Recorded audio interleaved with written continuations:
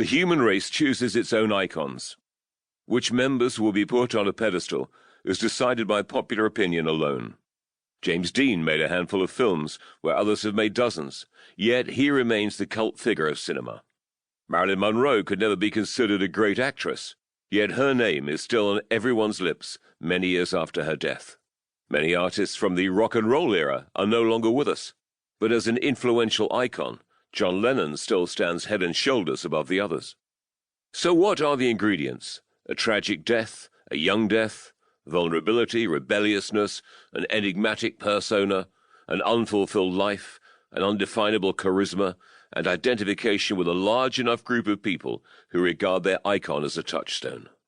Invariably, and somewhat implausibly, the powerful feeling for these people fails to diminish with time, each generation keeping the flame alive and maintaining the spirit of the person they cherish.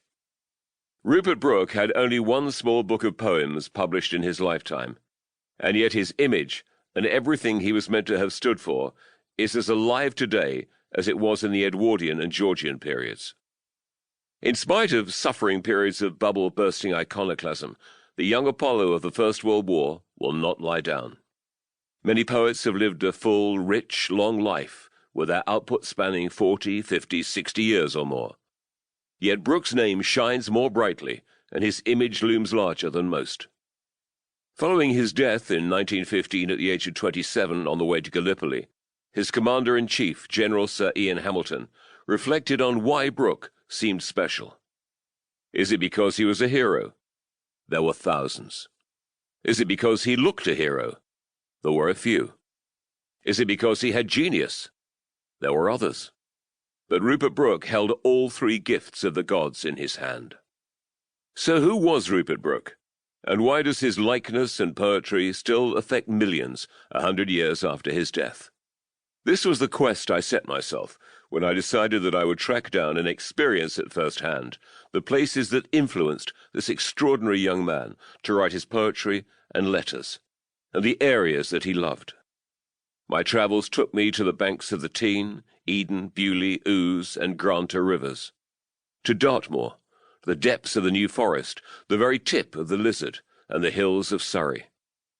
My wanderings also took me to the picturesque villages of Penshurst, East Noyle, Market Lavington, and Buckler's Hard, and the seaside towns of Eastbourne, Hastings, Bournemouth, Sidmouth, and Clevedon. I journeyed south to Rye on the East Sussex coast, north to Moffat in Scotland, east to Clynex-the-Sea, and west to Cornwall and the Welsh coast.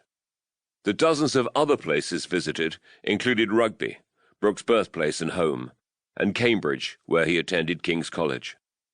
Everywhere I met with interest, information, and a fascination for a man that all but three had never met, and those only as young children.